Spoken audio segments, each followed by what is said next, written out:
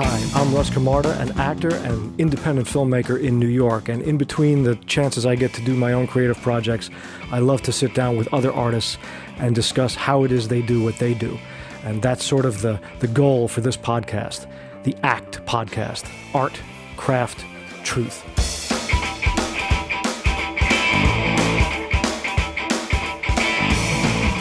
This conversation brings us around to Kate Vandevender. Kate and I are great friends.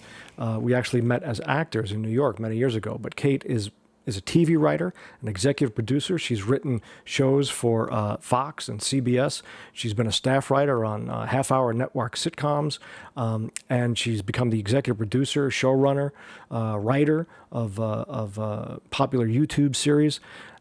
She also now runs a place where creative artists can come together and learn to expand their creativity at a place called Sand Mirror Studios in Los Angeles. And she's helping all kinds of artists really enhance their career and flourish. And like I said, Kate and I are great old friends, and this is a fun conversation, and I'm glad to share her with you on Art, Craft, Truth. Kate Vandevender. So hi, Kate. Hi. Hi, it's great to see you. Kate Vandevender. I don't like doing this remotely, so you're my first Zoom, but you're 3,000 miles away from me in Los Angeles, and I'm in New York, so we do what we can, and everybody is used to this now in the state of affairs we're in the world, so... Yeah, totally normal. You still look pretty fantastic. So Kate, you're an actor, a screenwriter, comedy writer, producer, director. You've done an editor. You've done so many different things. And we met originally as actors. I want to say it was 2002 or 3 or something. And we were doing, if anybody remembers the old HBO Project Greenlight, where like they tried to give indie filmmakers a contest. What it was? Yeah. So we met as actors doing one of those Project Greenlight things. Remember that? I sure do. You and Dan cast me, and that was my first ever role on screen. I'd only done theater, and I was trying to play it cool, like I knew what I was doing, and I didn't. But you were great. We had a good time. No, that was a blast, and we made lifelong friendships out of that. Yeah. So that's how far back we go. Yeah. So you're originally from where? I'm originally from Albuquerque, New Mexico. Magical. It is magical. It is very magical. It's so magical. The state is called the Land of Enchantment. That's the state motto. But the locals call it the Land of Entrapment because so many people go there to visit and then they never leave because they're just so captivated. So just be careful if you go to New Mexico. You could end up making a big life change. But yeah, I'm from there. I love it there. And my parents are still there. You were there till how old? Till you went off to school? Till kind of 18, yeah. Okay. And then I went to college at Northwestern right outside Chicago. And there's a weather change for you. Oh, it was ridiculous. I just remember standing in the freezing cold. Like it was the first time that my nose got frozen. You know when your nose, yes, like it's such a weird sensation. I just remember laughing hysterically. Like I just couldn't get my mind around how cold it was on Lake Michigan. Like this can't be real. This is not really happening. Like people live this way. Just couldn't, I was like spitting and seeing if it would freeze because I heard that was a rumor on the way down. It didn't, but yeah. So I went to acting school there and had an amazing experience. And then after that, I moved to New York to make it big on Broadway, like all of us. That's right. And then you ended up meeting us, and that was the end of that story. Which changed that real fast. So you wanted to be an actor originally. Was that always a thing from like dead little set kid? on being an actor. Yeah. From tiny or all when did you? From tiny. Okay, cool. Yeah. And it wasn't like I liked seeing myself on screen necessarily, but I just loved the way that kind of platform and a storytelling could connect so many people. Like I really loved being in an audience and just seeing like, a theatrical experience. It was like a communion. It was like such a, like even any movie I see where like a group of people are like V for Vendetta or like Braveheart, where it's like a group of people have one common mission and they do. I'm just like, I start bawling. So there's something about the group experience that it opens my heart like nothing else. I'm also totally fascinated with cults for the exact same reason. I'm like, yeah, a group that believes one thing. I like really have to stay away from cults because I think I would be really into it. Yeah, I'm going to guess that combining New Mexico enchantment and cults is Oh yeah, probably it's a like, bad idea. yeah, I got to be careful. So it was always it was always theater though, right? Like, were you looking for a film? I know or- I loved movies too. Like, yeah, no, I loved everything. But I went to school for theater, and I went to this very serious acting school, and they always said, theater is the actor's medium, Yes. film is the director's medium, which makes sense. Sure. So I didn't know how to direct or anything, and I was on the actor side, so I got really into theater and just really drank the Kool-Aid on theater. Theater people are another cult. Total Maybe that's why I was really complete into cult. them. There's some subsets like musical theater people are a whole other cult. Oh and yeah, it's yeah. There's subcults. Yeah, there's lots of gurus involved. That's right. My acting teacher was definitely a guru. Yeah. But I was really into theater, and I thought, oh, I'm gonna really maintain the integrity of acting, and New York is the place to do it. It's the only place to do that, really. It's the only place where there's enough of a thriving community in order to explore that much. Especially that was the tail end of that time. I mean, it was always that way, but at that time there was still like black boxes everywhere and lots of New York theater. I don't know what it is now. I've been out of it for so long, but then it was like, yeah, sure, you can just jump in a show especially somewhere. post-COVID. I'm sure a lot of Right. those places are gone. Sure. But yeah, it was so experimental, and New York is just always. I loved. So I ended up moving to New York, and I lived there for 10 years. And one thing that I to this day appreciate is how there really is, especially in the art community, a standard of excellence. Yes. Right. Like there really is a drive to be excellent, and yeah, it can look really pretentious a lot of times. Right. Yes. But that's not true in LA. The drive is not for excellence; it's for success. Right. And Different. it's a different narrative, and tons of things succeed here that have absolutely no excellence to them whatsoever, and it's baffling for people on the East Coast. Yes. You know what's interesting about that point is, I was about to interject that it's just the sheer volume of the amount of theater and actors and all that in New York that kind of drives this excellence. But the same idea on the other side, on the other coast, but you say it's for a different goal. It's more for success than it is for. I wonder what that's about. I wonder where the root of that comes from. To me, I mean, if you look at the machine of production, Hollywood's the place to be if you want to make movies, just Sure. like New York's the place to be for theater. And the machine of production is very expensive and worldwide. It's like it's a huge monster.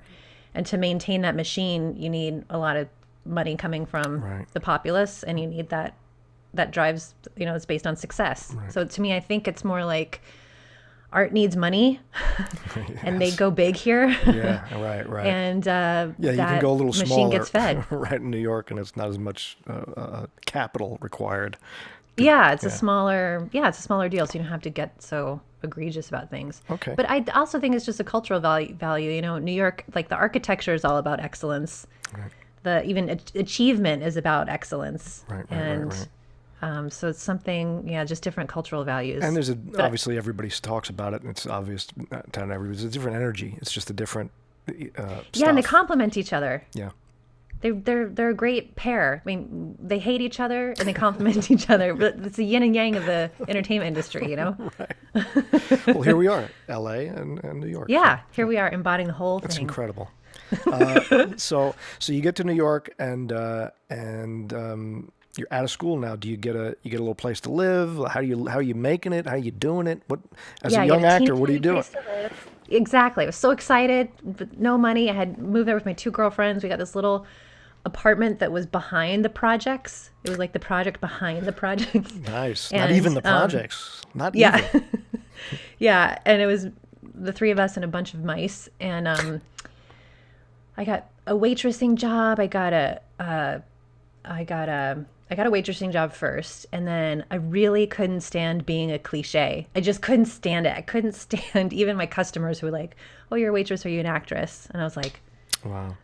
I just hate that. I hated it. So I thought I can't be a waitress. This is just damaging to my identity and my ego. So I did two things. One, I was like, all right, what job do I want? And I was like, I was a little chubby at the time because I just graduated from college and I still had like, the extra 20 pounds you get in college. And I was like, so I was kind of uncomfortable in my body. And I was like, it'd be cool if I could get a job as a nude model at an art school. And then I would be naked all day and I would really have to confront, how good I felt in my own skin and, really come in touch with like being beautiful while I feel a little fat. And so I called an art school, went to the phone book, called an art school in the East Village, studio school of painting and drawing, and called them up and was like, hey, do you guys need nude models? And they were like, do you have any experience? And I was like, no, but I do have a lot of mime training from college. I took a lot of mime courses, so I know how to stay still for a very long time. And she was like, I don't know. All right, come in for an interview. So I came in and there was this woman named Royalyn Ward Davis, which I remember to this day. And she had like 1,000 wrinkles. She was like 93 years old, just smoking a cigarette. And she was like looking me up and down. And I was supposed to bring pictures. She was like, when you come, bring photos. And then she like hung up the phone, before my interview. I was like, photos? Does she want naked photos or not naked photos? Because if she doesn't want naked photos, I don't want to give her naked photos. So I was like, my 21-year-old self just like, what do I do? What do I do? So I ended up, before the interview, I took half naked, half not naked. You figured split it down the middle. What the hell? Yeah, I split. No. I took half in a leotard. And then not in full and then makeup, half naked. Though, right? Yeah, I did half and half. I went to the 1-hour photo mat. The guy who handed him back to me was like, good luck with, I was like, oh God. So I went to this interview. She was like chain smoking. She goes, dude, did you bring your pictures? I was like, yeah, I brought my pictures. So I was like, I'll give her one of the not naked ones just in case, right? So she takes my photo. She looks at it and her face shrivels up into this like image of, she was just like disgusted. And for someone who's already feeling so like bad about my body, I was like, oh my God, I'm in a nightmare. But then she goes, it's just such a shame we can't see your breasts. And I was like, oh, I have 12 more pictures here and you can see my breasts in them. Here, you can have them. Hang on, wait a minute. I have some right here. Yeah, I have them. I'm so happy and prepared for this audition. And oh my God. So I got the job. Of course. And, and I was a nude model. And I bought this robe that I thought was fabulous. And I would just like go in and just like be naked. And of course, nobody cared because they're art students and they're just like New Yorkers and they're in their heads and whatever. It's the East Village. So. But it's the Village, yeah. But I had a great time. So I did that part-time. So wait a minute. How much does a nude model pay in the East Village in 2000, whatever? I started out at like $12 or $15 an hour, but I worked my way up to 30. All right. There you go. Yeah. My mime training really came in. I was in high demand. Sure. And I loved it. So somewhere out in the world, there's like a ton of naked paintings of me, and I'm just like delighted by that thought. Well, the one thing we'll come back to on that later is, and this is interesting about you in particular, and people are going to see this as you speak, is as a young person to have the frame of mind that this is what I'm going to do, but here's why I'm going to do it. I'm going to do it because I need to get in touch with why I don't feel so good about myself. So that's how I'm choosing. And this is a theme kind of that runs through your spirit. That's true. Yeah. I'm like, no, I'm not going to waste my time at a job unless I get self-growth out of it. Right. Obviously. That's awesome. So when do you get your first acting, like where you get a gig where you're acting? I got a gig. My first theater gig was this horrible play. Wow, it was bad. Wow, it was stunningly bad. And I knew how bad it was. And I was like, I'm going to do this terrible play that some guy wrote and was like, I'm going to put on a play. And it was just nonsense. I was like, I'm going to do this terrible, terrible play so that I will learn to never take jobs like this again. Again. I know. I don't know. And I don't know why I thought I had to teach myself that lesson. Like, why did I have to go through the pain of being in a horrible production? It was horrible. Every rehearsal, everybody hated. When it came time for the performance, I we had just all gotten out of college, so we were like, this person's in this play, and this, let's go all see each other's plays. And I was like, guys, this play is so bad. I'm so sorry. I really do. I want you to come because you're my friends, and I need you there to share this terrible experience with me. So they all came, and it was like a black box theater, and you could just see, just like all the energy is drained out of the audience, that they are just like melted into the floor because they're so miserable. That's what it was. Nice. And yeah, I've never taken a job that terrible again, so it worked. Oh, well, that's good. So you did got what I wanted out of it. Taught. And it's, at that point, it's all theater. It's all like whatever you can get. Did you try, like, was ours the first like on camera thing, or were you doing other stuff? Yeah, it was. Yours was the first on camera thing. Yeah. Oh, I'm honored. That's exciting. Oh my God. Yeah. No, forever remember it. We played cops, right? Detectives. Yeah, we were. Yeah, right? we were partners in a surveillance van, and we were tracking a killer, a hired killer, and he ends up. We track him, and it's my wife that is paying him off to kill him. Oh, that's right. That's right. That's right. So you had a moment. So it was all very short. It was very short. And it got pretty far in Trigger Street. If I recall, we made it to like the last 250 out of the entire thing. So oh my God, that's we did so very awesome. well. So, but we didn't make it.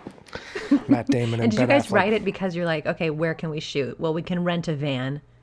Actually, that was all Dan, as it usually is. It's usually my buddy Dan's brilliant idea to do this stuff. I think the idea was, what could we pull off? What would be compelling? Because it had to be like 5 minutes. Like the contest was no like time really, to get so it across was a like, big what could story. you? Yeah. So it's like, all right, husband sees his wife, she's gonna kill him, and what's the it was, and it came to him real quick, and it was easy to shoot. And you were great. You were great in it. We loved you, and your energy was great, and we hit it off right away. And at that time, I was just about to start shooting my first feature, like just take a wild swing at it. And you had shown interest in like being behind the camera and being, involved in film. And then we kind of worked together as on the film. So that was Lower Than the Angels, right? Correct. Lower Than the Angels. Yes, That's right. Yes. That was great. Yeah, that was a great experience. And you helped me a lot on that as sort of my first AD, and yeah, you and I both, I feel like we were both figuring out how to edit, how to put all that, how to just, you and I both have like the very independent philosophies, which is like, fuck it, I'm just going to do it myself. And I think you caught editing software first, right? I did, yeah. I had to because I was like, well, I can't pay anybody to cut this movie. I can't pay anybody to shoot this movie, so I'm going to have to do all of it. And I didn't know how to do any of it. And we dove right in. I was so inspired by that because I got editing software after you did. Yeah, you really like set up a lot of possibility for me. And you took that, you turned that after we did that picture, and then you took that into a career. Like you became Imagine Edit at the time, I believe was the name of the company, and you did like small productions, actors reels. You did a lot. You can talk about that a little bit. What was it about going from in front of the camera and on the stage to behind? What was that about in your mind? The control of storytelling was unbelievable. At the time, I had been cast in 3 different roles, 3 totally different unrelated roles, and they were all named Bubbles. My character, Bubbles. Every time I was like, seriously, Bubbles? And it was just like, that was the quality of stuff I was being cast. I was like, it has to be better than this. And I just felt like I could do better. But to do better, I was like, well, I'm going to maybe have to do, I'm going to have to get involved in the storytelling more than just waiting around to be cast. And then when I got the editing software and started to I got it to put together my demo reel. Right. And I loved it. I loved editing. It was like, I loved the timing of it. I could control the pacing. The payoff was so amazing because if you got like a rhythmic thing right or a scene thing right, it was just so satisfying. And it was like, oh wow, when you're acting, you give people all this raw material and then you just hope to God that somebody knows how to put it together, and usually they don't. Right. But this was like, you could play God, you're like, I control the whole story. That's right. and I loved it. I just, so, I think even as an actor, it's the storytelling part I really love. It's the, Right. the bridging the void from the teller to the audience. I love Yeah. that. So, So, so were you during any of this time as an actor, and then when you went behind the scenes and you start editing and you start shooting, we did a lot of things, collaborated a lot of things together where, I'd go shoot something with you and you direct actors' reels or a short film or something, and then you'd cut it. But during all that, are you writing now? Have you crossed that place? Had you ever done that before, or what? yeah, I was writing just small stuff. I was writing two things. One, because my demo reel turned out so well, I started to cut other people's demo reels, and I became like the demo reel person. Yes, you did. In New York You to did. go to when you need your reel cut. And then I started getting actors. I'd get their reels and they didn't have that much material, and I'd be like, I know a guy who shoots stuff. You could hire him. I could write a scene for you, and we could make you your own little custom reel. Right. And so we did that. Yeah. So I started to write little scenes for people. That was one thing. Now, had you ever done that? Had you ever written before? Either anything? Yeah, the one thing I've written before was in Mime. Oh, okay. But this is actually where I learned storytelling. So when I was in college, my acting teacher was, he used to be a professional mime, like with Marcel Marceau. They had the same teacher. Wow. And Mime, when you think of Mime now, you think of like some guy in the park doing little tricks. But Yeah. actually, it's like this beautiful, beautiful art form that doesn't have any words. So you have to tell an entire story, an entire narrative using just gestures and feeling and expression. And so when I was in college, he took a few of us aside and he trained us how to do this. And we put on a show. We did a little tour with it. And the show was like maybe 20 little stories. Each one had a title card. Someone would come out with the title card. And then it was either one person doing it or up to 20 Wow. doing like a group piece together. And it was phenomenal because, if you are doing a mime show and you're telling a story, you have to be so good. You have to be perfect. Like you have to, because there's nothing there. So Right. what you're doing is you're asking the audience to imagine things you're holding, and it has to be crystal clear Sure. what they are and what storytelling. And if they miss it, you're toast. You Right, can't go right. back and like improvise. There's none of that. You have to be so perfect. And then for the story to mean anything, it has to be so good. So we would work out tons, every day. And then sort of down to our fingers, he would have us work out like our finger, so we could just do the precision of the, Wow. it was amazing. And so I graduated having done a few years of these mime shows. And then when I moved to New York, I had two girlfriends who were in the company. And we were like, it would be cool if we quit our jobs and wrote a new mime show and became professional mimes. And so I quit my nude modeling job and we pooled all our money. Wait a minute. So, Can you just imagine my parents? But yeah, right. You're gonna what? It's like, wait, so, all right, so you're quitting your nude modeling job to become a mime. What the fuck is going on? Kate, did you go to Northwest? Did you go? We sent you there, right? Right. You have a degree, for your brain, right? So we spent a couple months writing. We wrote one show for adults and we wrote one show for kids.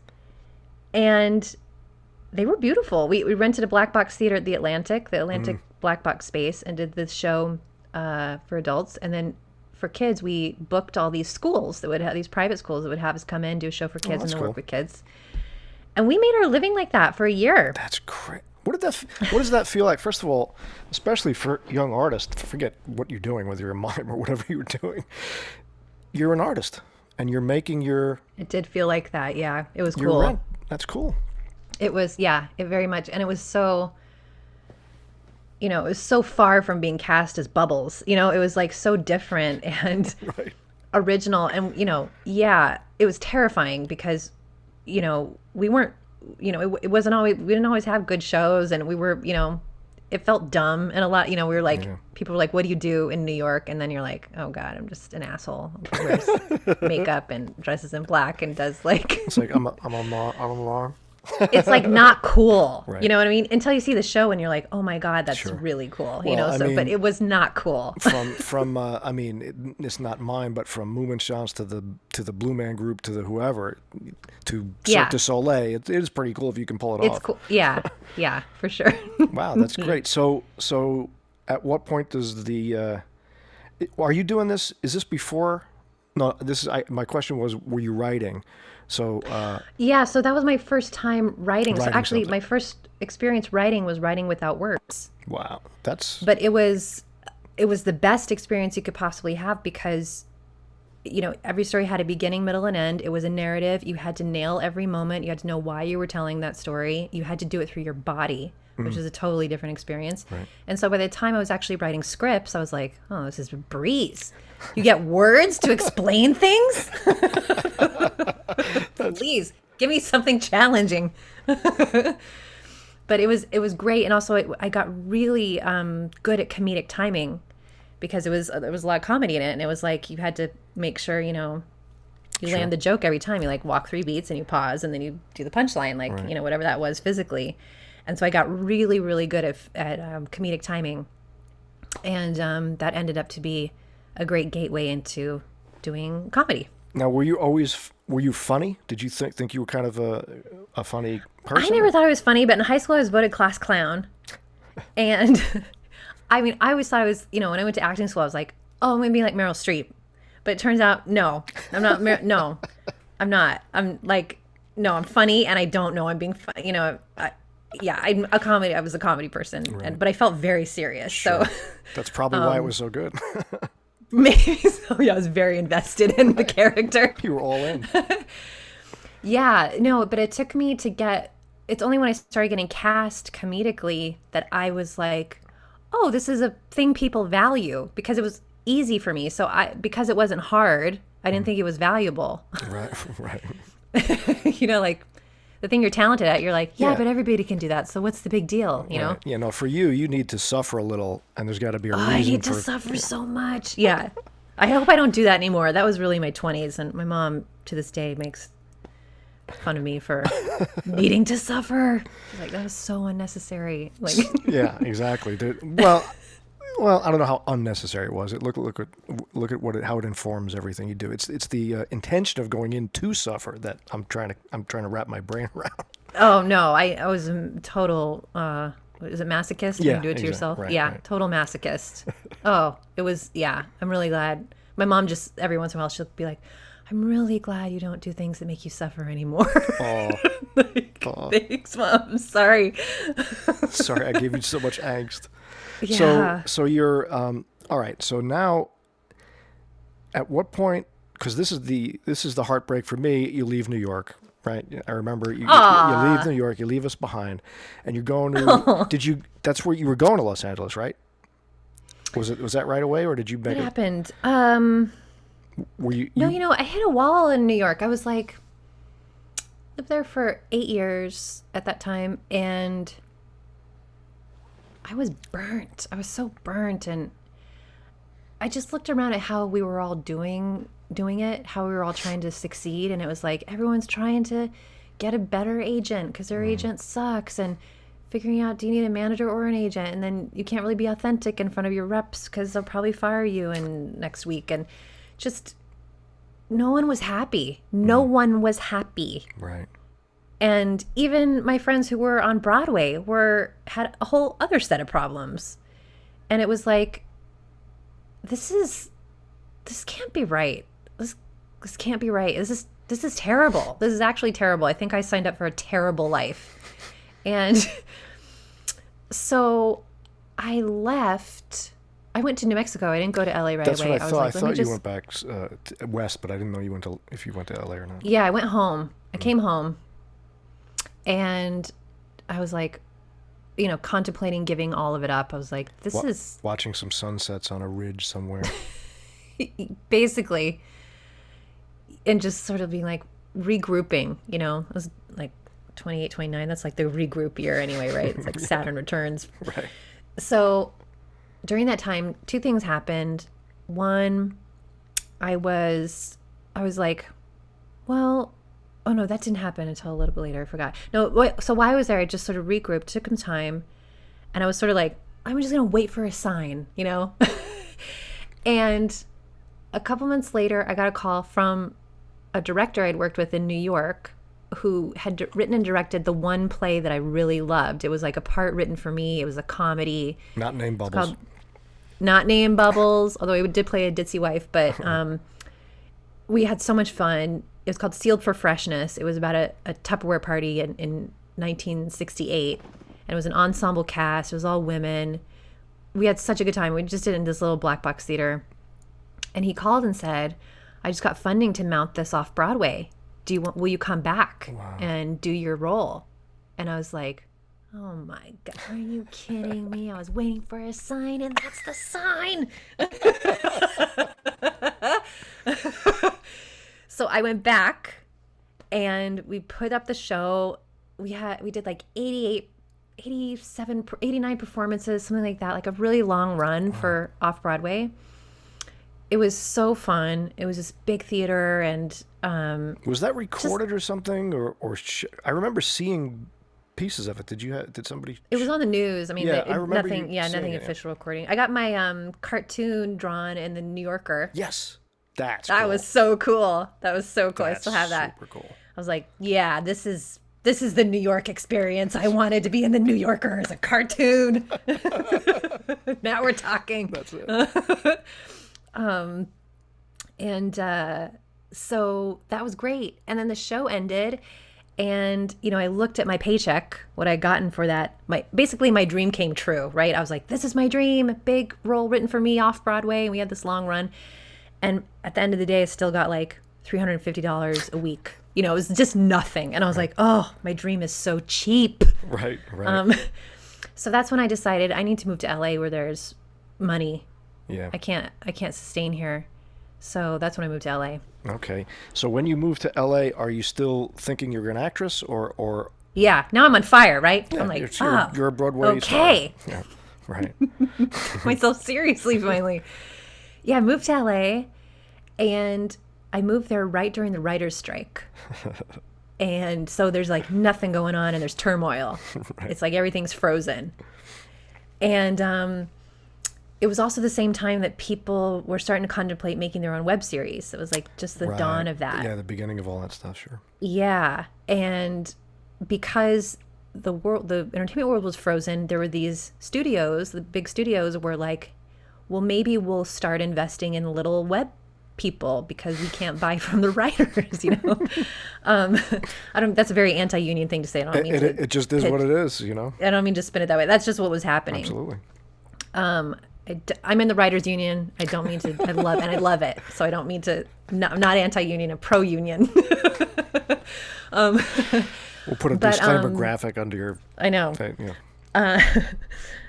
So all I could think about was all we could think about was my own acting career. And I was like, okay, basically I was like, this is a chance to start over and not do things the burnout way. Right.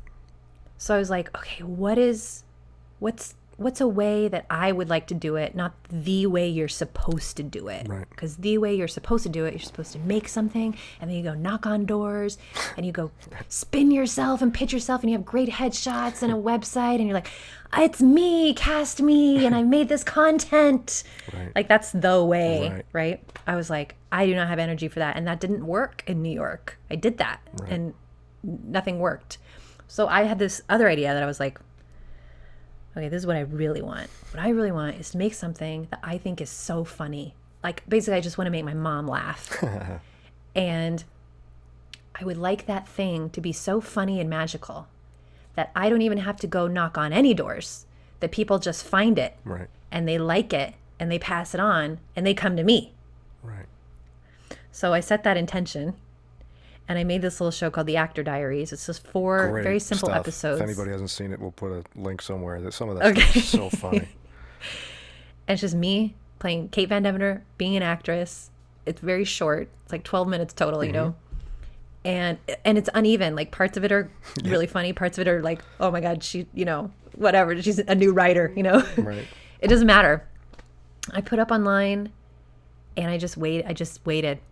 And sure enough, the third episode got on the Vimeo best pick staff list. Wow.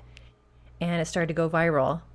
And I put it on my Facebook page, and I got a few phone calls. I got a phone call from the wife of a high school friend of mine who was an executive at Fox. And I got a phone call from Innovative, the agency. Mm-hmm. And I got a phone call from the producers of American Idol. And I don't even know how they found me. I literally didn't even put my contact info up, right? I was like, they're going to find me. And they fucking found me. I didn't even have an agent or anything. So I ended up signing 2 contracts, one with Fox to write and produce and star in a web series for them, and another one with Fremantle Media, who's the production company behind American Idol, to write and produce and star in a web series for them. Wow. So yes. So when this happens, first of all, it's validating an intention you put out. That's number one. So that's got to be a certain spiritually rewarding vibe right there. It's validation. But are you terrified? Are you like, oh shit, I got to fight? Really? Oh yeah. Oh, I didn't even have. There's a certain software you use to write scripts called Final Draft. I didn't have that, and I couldn't afford it, so I was writing on Word, and I was like, every time you needed dialogue, it was like space. Yeah, and just hoping they would. I didn't even know how to format it. It was really, right? Yeah, it was all that. I was like, oh my god. Yeah, I'm in the big leagues now, and yeah, it was terrifying, but it was glorious terror. Right. I didn't mind it. I had a paycheck on the end of it, and. How did you? There's 2 things that we'll explore as we go on. One is, again, there's a little recurring theme where you're in a spot, and this kind of leads to where you are in your life now, which I want to get to too, which is where you're in a spot where things are done a certain way, and it's toxic. There's a, it's not a healthy. It may produce something, but it's not healthy for your soul, and you go, you know what? Fuck that. There's got to be a way I can do it where I can like it at the same time. So that's one thing you did with this, and that's what it led to. It led to this incredible find. And the other thing, which we'll touch on, and the other thing I want to talk about is now you start writing, and like you said, you don't even have the software. What's your process then, as we get into the craft part of this, and how, and we'll see how it's changed now, but like when you first start writing, you're like, computer on, what? Like, what are you doing? Like, did you do it in the morning? How do you do it? Oh God, I love that question. My heart just was like, oh yes, I love that question. That's going in my trailer right there. I love that question. But let's talk about your first question. Yes. Because you have a similar instinct, right? It's like, don't leave your own pleasure out of the equation. Yes. Yeah. Yeah, if you deny that, there's a sickness that no matter what you're achieving, it's going to kill you. But it takes a special person like you to recognize that and dig out beforehand. So, it takes more than a special person. I would say it takes 2 other things that I've noticed. It takes a community around that person validating that is the right way. Sure. And I have certainly tried to do that for a lot of other people. Right. Because you feel crazy. Yeah. You feel absolutely crazy for, every time I go to a party, it's like, oh, what are you doing? What are your auditions? What are you, blah, blah, blah. You don't even belong to that conversation anymore. So you look like a loser. Right. So it's actually so if you have a community of people that are like, no, that's right. Do it that way. Right. You need that. And the other thing I think, and I'm curious what your experience of this is, but the timing is crucial. It's critical for when that kind of bravery could actually work. And I think because I had, and I've, like we almost say the word crossroads, right? Right. Crossroads, it's a crucial point. It's a cross. Right. It's a crucial point where something could happen that hasn't happened before. Right. But if you're up here and you're trying to be brave and you're trying to get the world to, bend to your will at a time when you're not standing at a crossroads, it probably won't work. Yeah. And the the timing, the fact that the industry was at a crossroads at the time when I decided to bend it to my will, Right. then I think it was an elixir. You know, it was sort of like an alchemy was there for Right. success. But I feel like part of if you're a person who is forging a path that hasn't been forged before, part of the skill set you need is to be attuned to when the crossroads show up, Yeah, I suppose. so that you don't get drained. I think you're right. I think that's the sauce. That's the ingredients of the sauce. Whether you can, I mean, maybe you're probably better than me. So whether you can actually be attuned and recognize that and kind of coincide that, so those two things go together, is another thing. I don't know that. I certainly can't do that. I think it's much more. I have a difficult time. I'm probably aware after the fact that was the case, but I couldn't see it as it's happening. You know what I Oh, mean? that's interesting. Yeah. Yeah, I don't think I've ever.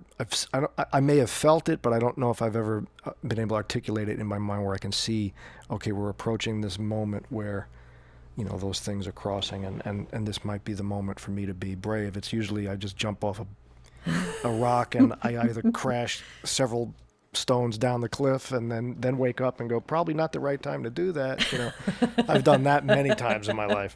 Well, that's another way. Yeah, it's as long as you don't die, you know, it's fine. Yeah.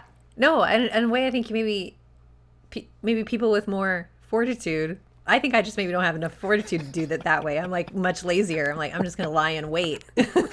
Yeah, there's the smart way and then there's the stupid way. So it's again. No. Yours is just like the boxer way. Right. And mine is just like the lounge chair way. Oh my God. Well, we're You're both. like, I'm always going to be fighting. So when that crossroad comes, you'll just catch me mid-swing. I'll get up if they knock me down. It's okay. Well, at least we're both still here. So that both worked still out. here.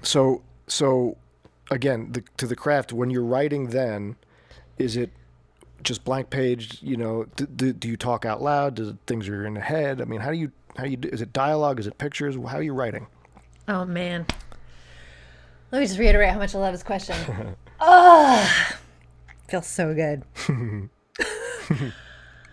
Back then, no, it was terrible. It was like I had this contract from Fox. Right. And I sat down and opened a blank page, and I was like intermittently confident. You know, I was like, yeah, this is really good. And then the next day I'd be like, I don't know what I'm doing. I think I'm terrible. And I think my whole life has been a lie. You know, like go back and forth. So it was really uneven. Yeah. You know, I just like trying to control my emotions was a huge part of it. And then, so that affected the craft. And, you know, when you put yourself in front of a blank page, usually what happens, especially if your emotions are going back and forth, is that it's an opportunity for all your demons to come forward and just look you in the eye. And then you're just staring at all the reasons you shouldn't be a writer. Wow. And all the insecurities you have and that childhood experience that really pounded in, you know, a few terrible traumatic things. And so it was a terrible experience. I hated it. I loved it. Ended up to be great. Like they loved the script, but I was so battered by the end of it that I was like, why? I hate this script because it just like took so much of my soul to write it. And I came out of that experience and I would say that experience got me into bigger jobs. I ended up getting a job as a writer at CBS on a sitcom, and Wow. I had that experience. And I was in a room with other writers, so I was watching how they approached that question and how we did it as a We're group. going to get into this part too, because a lot of people they see things represented on television about writers' rooms, but I want you to really enlighten us as to what that's like. But I'll let me finish. You finish your point there. Yeah. So anyway, not only that first process of, I mean, you're saying like, what's the difference between now and then? Right. But I had this question, you know, I especially because I had been all about suffering before that. And then at some point I came to the realization that I did not want to suffer anymore, ever. And writing was a lot of suffering because it was just the angst of not being able to express yourself and feeling like you had a story, but maybe you couldn't control when it was talking to you. And you had these deadlines, and then just like writing something to make the deadline, but then that was betraying the story. It didn't feel right. And then it didn't even make sense. Like if you force something on the page just to make the deadline, suddenly you're having characters say things that they shouldn't say. Right. And so you're like, now my characters don't have integrity and the comedy isn't that good. And so it's like, a lot of things start slipping away because of this angst, and you end up with something very mediocre a lot of times. Sure. And that mediocrity often makes it onto television, That's like a lot of it. As we know. Yeah. So I hated that. I went on a very specific mission, and I was like, I'm not going to do this unless it is fun and unless I can completely have command over it.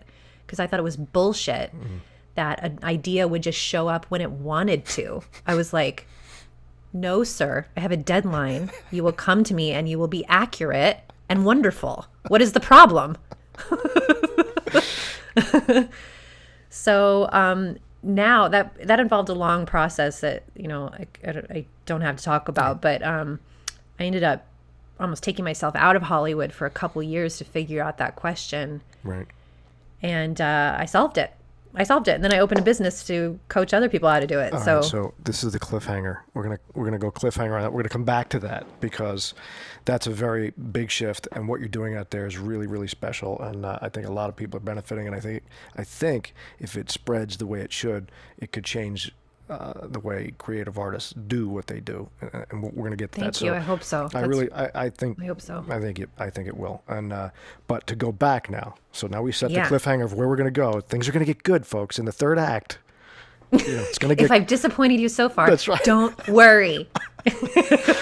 So to go back to, you get a show, a gig as a writer on a CBS sitcom, network TV sitcom. You're now in a writer's room with how many are typically in a writer's room? There were 8 of us. So 8 writers. And then didn't you also tell me that sometimes they bring in like comedians to punch things up, and like, so there might be other people in and out, or no? Is that my mistake? Not on that show. Okay. Not on that show. But sometimes they'll do that. I was a showrunner on another show, and I did that, yeah. But needless to say, there are, aside from the writers, thousands, dozens of voices up and down the chain to try and get this thing going. So you're forced to be creative in a room that I don't think people realize is as cutthroat as it can be sometimes. Talk about the writer's room experience, what it's like, literally, from like your day, morning, the week, like how do you put on a show, and what is that pressure like for you?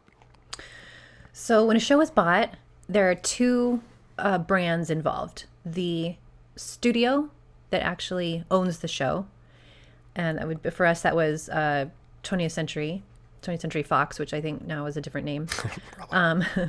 And then the network that distributes that show, that puts it on the air. And for us, that was CBS.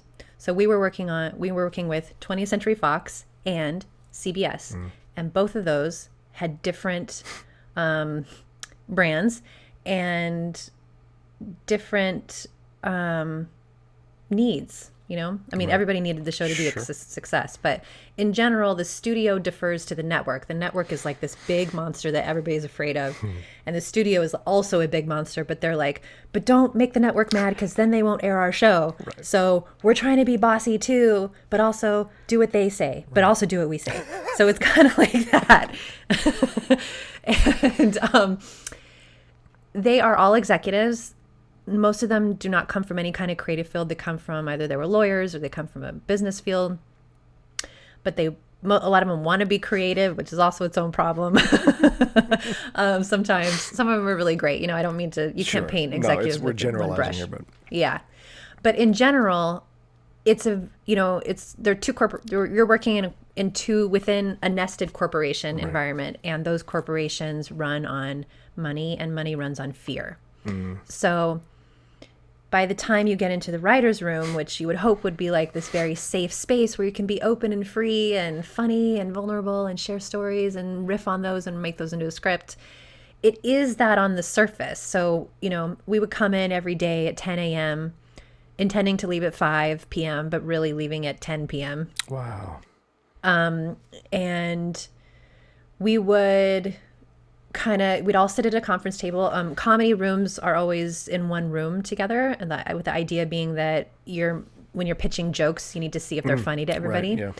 Drama rooms, they often meet, but then everybody has their own offices where they'll go and write individual episodes. Interesting. So it's much more individual. Usually, everybody's allowed to run their rooms in a different way. So this was my experience, which is common, but there are nuances. Sure. And those 8 people are strangers. They've never met each other before. They're all at different levels. So for us, there were 2 showrunners. The showrunners are executive producers and head writers. Okay. So they are in charge of making production decisions and, figuring out, here's what we want the set to look like. And here are the costume approval, actor approval, all that stuff. And then they're also at the table pitching, we're pitching our show ideas to them and saying should it be this? Should it be this? So they're at the helm. And then under that, there are writers are often billed as producers, but they're writer producers. There's like maybe 4 tiers of writers, all the way down to a staff writer at the bottom. And then there's 2 assistants, usually 2 or 3. And the assistants, the writers sit at the table and don't type anything. So an assistant is at the room typing everything we say on a notes document.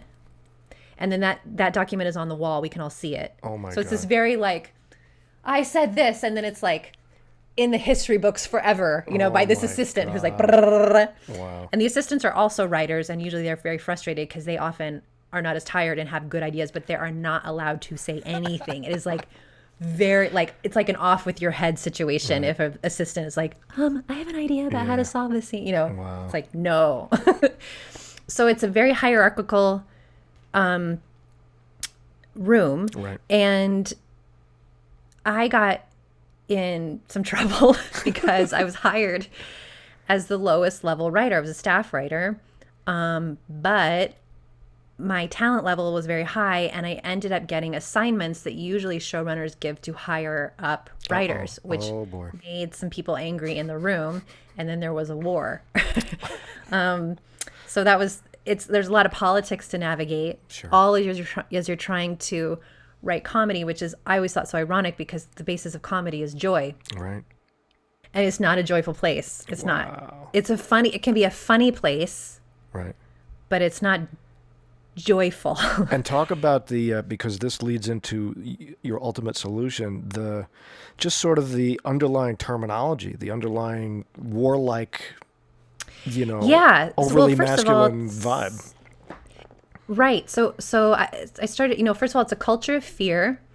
And I had this realization that even the language we use for creativity, it's all about, we beat out a first draft, and then we do a vomit draft, and then we punch that up, and then we write jokes that kill, and then we make the deadline. Right. These are like beat, punch, kill, dead, this is the language of destruction. Right. And I was like, wait a second, we're in a fear-based system using the language of destruction, expected to birth something through creation. Right. This is terrible. This is the wrong framework. It's the wrong language. It's the wrong impetus. This is going to end badly. Yeah. And it often does. And so I started to ask the question okay, well, what's the opposite of that? Well, it's to put yourself in a framework with a love base instead of a fear base. Right. And it's to use language imagine instead of a deadline where you're like, okay, I want to make the deadline, which even saying that sentence, I want to I want to go toward my own death. Right. I want to go for something that's homicidal. That's what we're doing. And so even if you're I was like, what if I just start in my head calling a deadline a lifeline? I'm like, I want to run toward a lifeline. Mm-hmm. Yes, I need a lifeline. I'm in creative duress. I need help. I want to go toward life. Mm-hmm. And suddenly it's like, oh, that's so different. It's just very different, And I heard this definition of a deadline, which is it's a point in space and time for breakthrough, for the opportunity for breakthrough to happen. Mm. And I was like, that's great, because if you have a deadline and you're handing in a draft, it's an opportunity for the person reading it to have a breakthrough about how to make it better, for example. A crossroads of some kind. It's a crossroads. That's right. Yeah, it's a crossroads. So I started to, so when you shift that perspective of like, we're not supposed to be creating in fear. Right. We're supposed to be, that's a destructive cycle. If you're in the creative part of the creative destructive loop, right, then how do I put myself in love? What does that mean? How much of me is in fear, and how can I withdraw from that place? That is a big question. right. And then how can I construct a system that takes the place of the fear-based system that has to work just as well or better, Right. and has to feel good, because you have to want to do it again.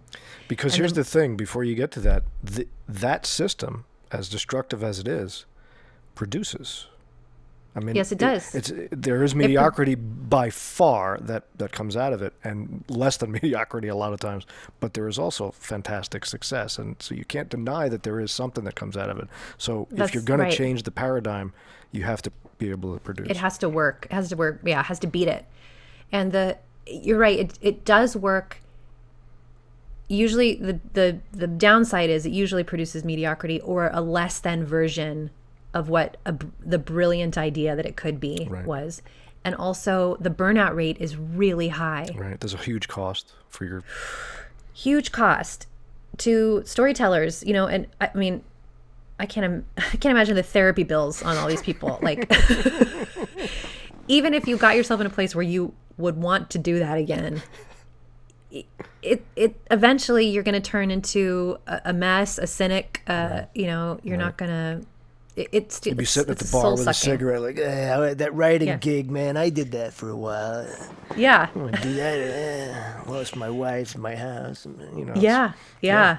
So how can you preserve your life and your soul and still be that kind of intensely creative?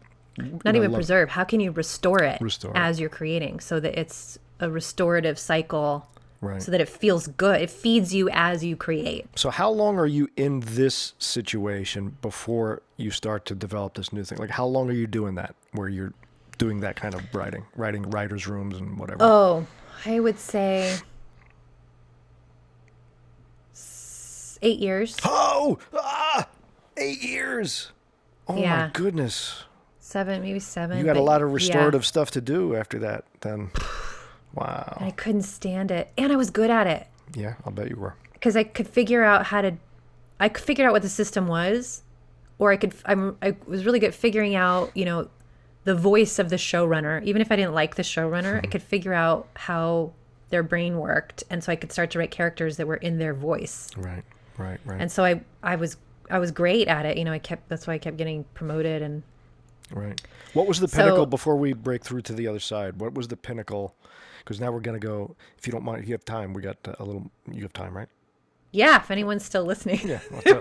I'm going to be the only one. We promised them a big third act. That's right. I'm the only one playing this over and over, so it doesn't really matter. Oh, perfect. But we're breaking through to the second, that was an hour. We did an hour, so that's great. So now our second hour will be all the wonderful, beautiful, angelic stuff. But so what was the pinnacle of that for you, career? Like, did you get to be a showrunner? Did you get to... I know you told me a story where you actually filled in as an actor on a show, and that was a crazy experience. You talk a little bit about that stuff, when you got to the peak of it. The pinnacle, where you felt, from a writer point of view. Sorry, what'd you say? Where you felt, okay, this is where I want to be. This is where I was trying to get to in this room or with this series. Yeah, well, I guess there were two experiences. One was from an actor point of view, and one was from a writer point of view. But while I was on this CBS show, I can't believe this happened. I cannot believe to this day this happened. So I was on this CBS show. One of the actresses was pregnant, and every once in a while she wouldn't be there. And there's a lot of pressure. So what happens during a sitcom script, or script prom development, is you have 1 week to write a script. So you write the script. Usually, I mean, if you're not behind, but usually it comes down to about a week. And the shoot date is already planned. And so you come out with the script, you go do a table read. All the executives are there. It's like a full room of all executives and designers. And the actors do the table read. You have these very famous people reading your lines. And then afterwards, the executives, who usually have zero sense of humor whatsoever, give you notes. And so they give notes to the showrunner. The notes can be everything from like, we hated everything from Act 2 forward, to like pitching jokes that, you know, they could be really bad, because we've spent, you know, sometimes all-nighters writing the script, and then they can just be like, we don't like it, you have to throw it out. So it's a lot of pressure. So they do the table read. We have one day to incorporate their notes in, because the next day the actors are rehearsing it on the stage. So we've got half a day to update it, again, which could be a full rewrite sometimes. Wow. And then we give it to the actors. Then they do there's two performances. One is for the studio and one is for the network. So the day the studio come in, the studio gives notes. We have to rewrite it again. The next day they do another rehearsal for the network. Network gives notes. We do it again. And then the next day we shoot it. That's great. So it's very, very fast, and the pressure is very high. And a lot of times we'll write really great jokes that the actors can't deliver. And so the executives think it's not funny. And instead of saying like, can you rehearse with this actor so they get the joke, Right. they'll be like, cut the joke. And the directors are new every week. So you don't have any kind of relationship with the director where you could be like, hey, can you work with this actor? It's all new. It's, you know, there's no fostering of the creative process. Right. So it's very important for those actors to land those jokes, because it means the world to us, and we are tired, right? And that is our best that we gave them. So what would happen was, when this actress was out because she was pregnant or whatever, instead of, they have like these actors who were stand-ins to deliver the lines for the rehearsal for the network or the studio, but often the stand-ins didn't have good comic timing. So they'd be like, Kate, can you go do this rehearsal with, you know how this joke should be delivered. So I would be the person, and so I could land the joke, and the writers would be like, thank you, we don't have to rewrite that scene, like Right. it's like currency. So this went on for the season, and I had a good time, and I was like, oh, it was fun to be an actor and have this multiple talent, Okay, this is where the nightmare happens. I cannot believe I lived through this, but I did. So the actress goes into labor while we're supposed to be shooting the finale episode of the season. She goes into labor. Now, this is a sitcom. There's a live studio audience. Oh, wow. There's 200 people live. There's like the stand-up comic warming people up, and we do the show. There's a laugh. They laugh, and we get it's all that. So we don't have an actress. So they're like, Kate, can you put on a pregnancy suit, shoot the episode with the live audience, with James Vanderbeek and all the big with the actors, and then we'll reshoot when she's the back. actress when she comes back, and so just in other words, just shoot your off, there. So okay. I'm just get the other actors as I'm doing the lines, but I have the makeup and I'm in the pregnancy suit and all that. And by the way, I'm so tired. Sure. But I'm like, this is the dream. Like, can you imagine? Like, all actors are like, have this dream of being plucked from obscurity and put front and center on national television. Not only that, but because it was our finale episode, everyone at Fox and CBS was coming down like it was a party to watch the shoot. Literally, Les Moonves, the guy at the top of the Me Too sex horror show, he was there. It was the top brass down. Mr. CBS all the way down. It was, and I was like, everyone will see me. And like the casting director came up to me. She's like, I heard you're shooting. We can't wait to see your work. And I was like, oh, thank you. So I have this rehearsal with the actors before the shoot. Right. And I'm in the pregnancy suit, and I know this is going to be a big deal and everything. And I start to realize as I'm doing the scenes that this is not going to go well. And it's not going to go well for two reasons. One, I'm very rusty. Because for 22 weeks, I've been sleeping in a writer's room. And in a writer's room for comedy, you're laughing all the time because you're trying to support people's jokes, right? Right. So I had this weird thing where my face had been like this for like 22 weeks, and my muscles were kind of like frozen in a weird, like, looked like very asymmetrical for some reason. I was like looking at myself on the screen, like, what is wrong? So I was like, oh my God. And then the second thing was the actors realized, or they felt that they wanted to make sure that the pregnant actress, was going to come back, and that they didn't want the editors to use their takes with me because they felt it would downsize her performance. They wanted the authenticity between them and the real actress to be on screen. So what they were doing was they were going to blow jokes so that they would not make the edit. Wow. So I had all these jokes, and they were being set up by these other actors, but they were biffing it. They were making it off rhythm. They were downplaying it. They were like half into it, so that their footage would not be used. So I went into the writer's room, and I was like, and I came in, this is a horrible moment. I came in costume because I wanted to tell them what was going on, because the writers at this point are just like, can't stand the actors.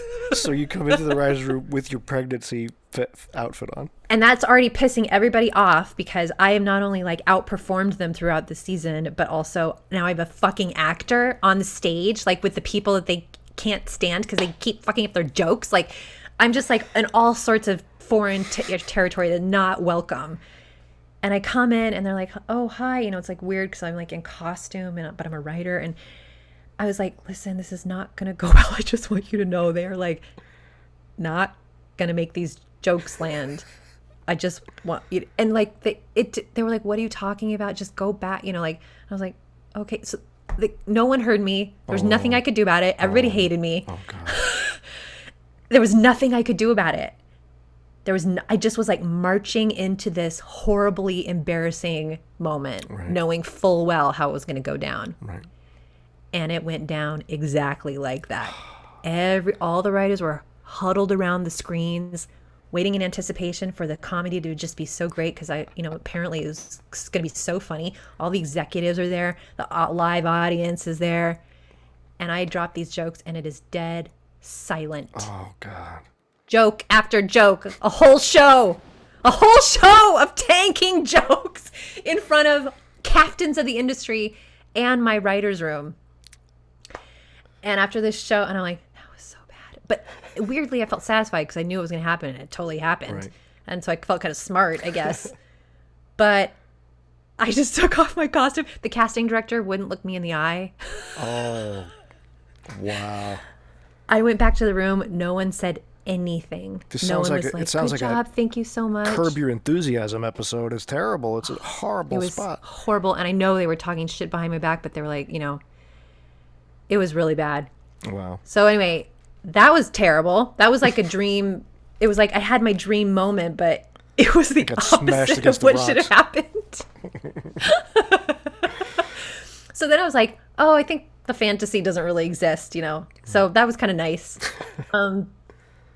So that was sort of like the end of my investing in an acting rescue, where we're like plucked out of obscurity to have this. I don't have that fantasy anymore. That's right. Yeah. Right. Yeah, I lost that one myself a long time ago. Oh man, thank God. That was a burden. It wasn't even real anyway, so who cares? And then on the writing side, I got a job as a showrunner. So I got YouTube was starting to make sitcoms, and there was this comedy pair called Smosh. They had this show on YouTube. They have 25 million subscribers. And they YouTube wanted to make a sitcom around them. So they hired me to come and hire my own writer's room and work with a production company, or the production company hired me. So I kind of got I always felt like I wanted to be in a leadership position, and I was like, oh, here's my chance to run my own room in not a toxic culture, and run it not from fear, and see how it goes. So I hired these wonderful people. I just absolutely loved these writers, but I didn't have a replacement system in place. And so even though I had all the intention of not creating mediocre work and not working long hours and all that stuff, I didn't have anything in place to actually execute that. So I ended up emulating the exact same model that all of us were grandfathered into, which is what what happened in the CBS room, basically. Right. I mean, we had kindness among us, and I felt like I sheltered them from a lot of other toxic stuff that was happening. So they had a good experience, but we didn't do anything innovative. We didn't really find the core of that story necessarily and like really, do something. What was the experience of being for the person who, once she started editing and once she started getting behind the camera, saw the control of the story as such a turn on and such an exciting transition? What is that like now that you're the showrunner? Is that the same experience? It's like, oh, I have this, or is it too much? Is it a lot of pressure involved, or is it the control part of it, controlling? That part was easy. I felt very natural at that part. I was like, oh, this is the job I was born to do. I didn't have any. My mind works really well that way. I can think in different departments simultaneously, and I really like shepherding people. I like group dynamics. I think that's so interesting. So yeah, that the actual show running, producing, executive producing part. I mean, it's hard. It's hard just because it's a lot of work, but it wasn't anything to figure out. I was like, oh, I'm really good at this. Right. So now, yeah, that part was not hard. So now let's talk about the shepherding of people, which is what I think one of your soul's pathways has really laid out to become. And that's, when do you find that replacement? When do you find that replacement system, and how does it come to you, if you want to go there? Well, I was suicidal.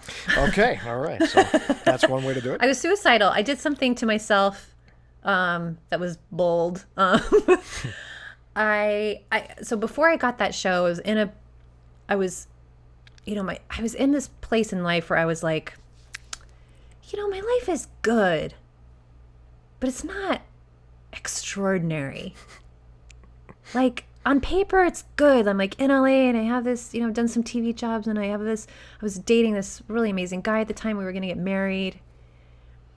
I was like, this looks good, but I mean, I came here to shake the earth. Like, this is not, this is just normal. So I was frustrated because I didn't know how to be extraordinary. Like, what does that even mean? Right. And you didn't watch Pippin as a kid, so I guess.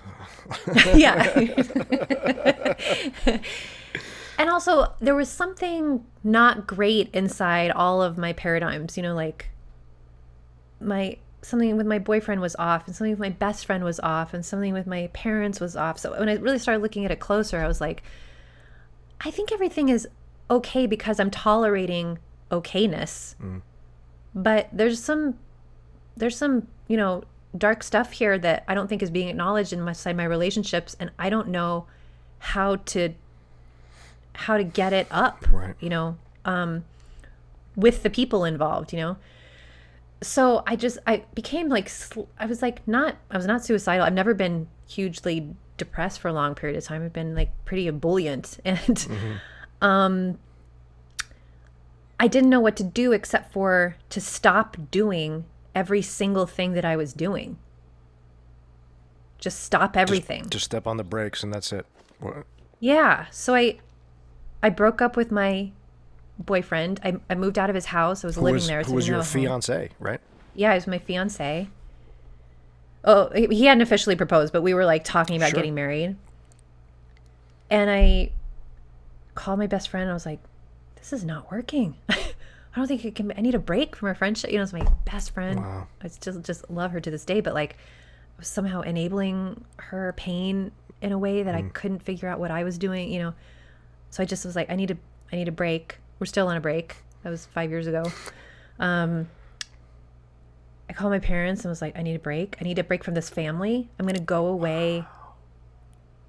I'm not going to be a Vandevender for a while. Like, I don't know how to get the love that I need from this family, and I think I'm the only one suffering, so I don't want to put that on you. I'm going to go away from the family and try to get the love I need in the world, and then when I have it, I'll come back. It's like, broke up with my family, broke up with my best friend, broke up with my boyfriend, became homeless.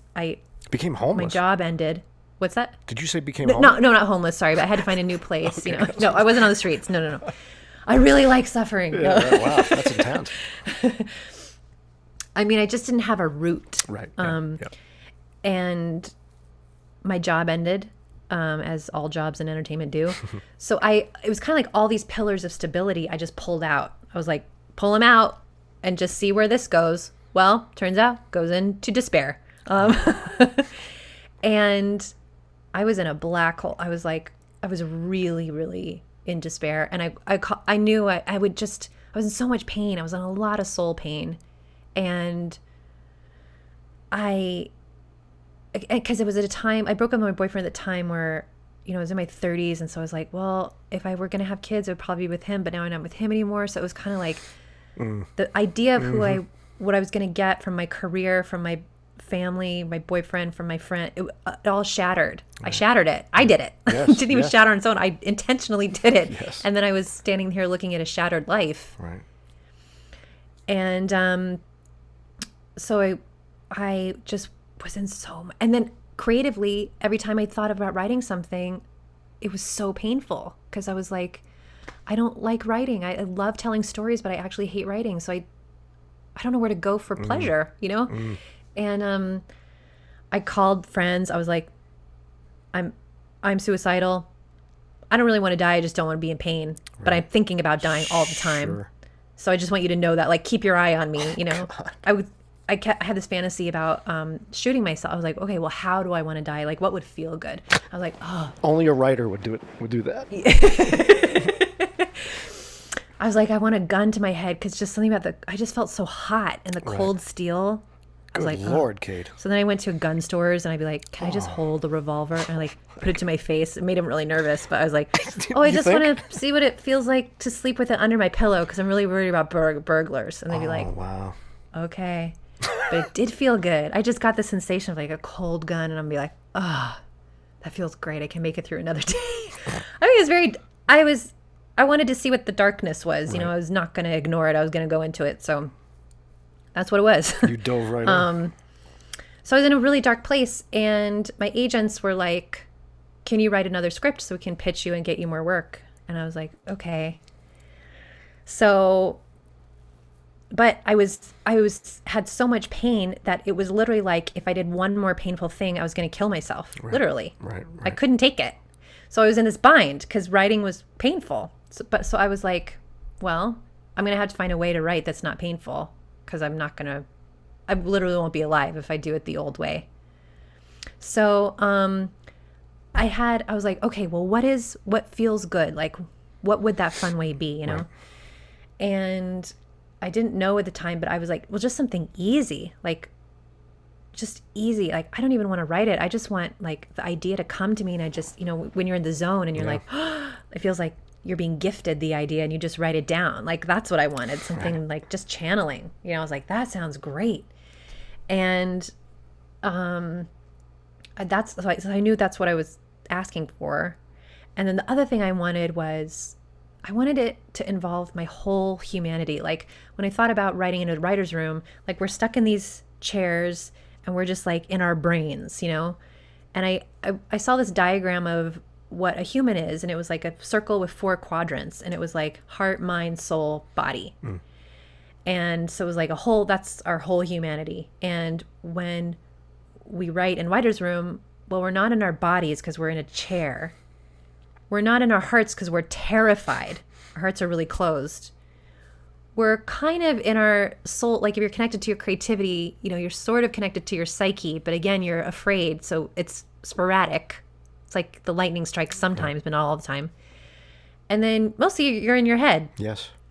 But you're in the fear part of your head. So often you're writing stuff you've heard before just to make the deadline. It's like all that stuff. So it's not like the genius part necessarily. Right.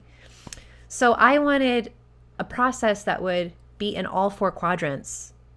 And I wanted it to feel good and work on command.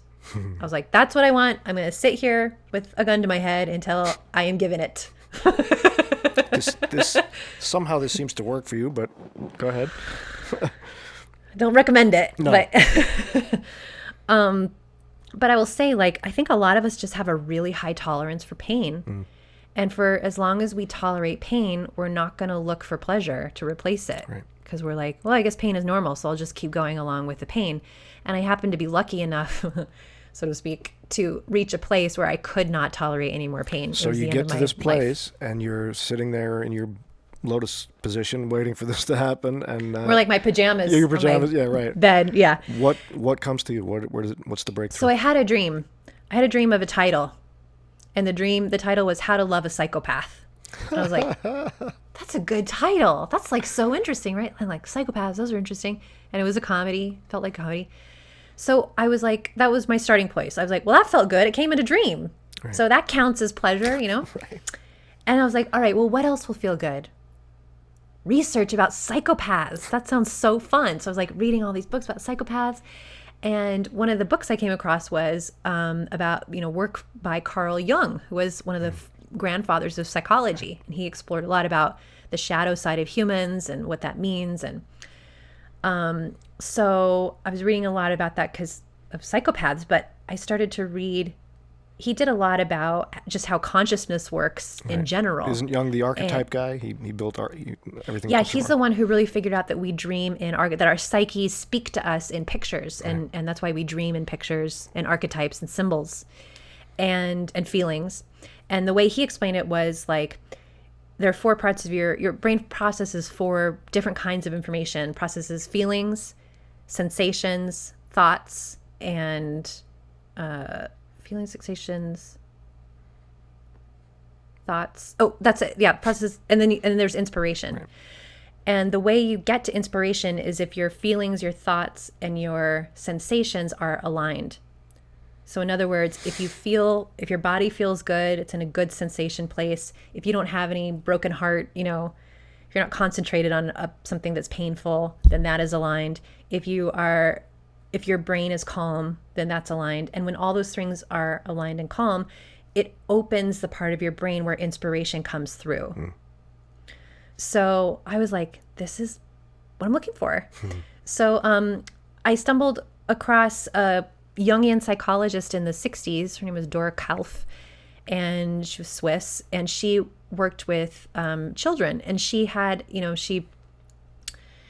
she was working with kids, and she was like, well, kids don't have language to speak, when you ask a kid, like, what's going on at home?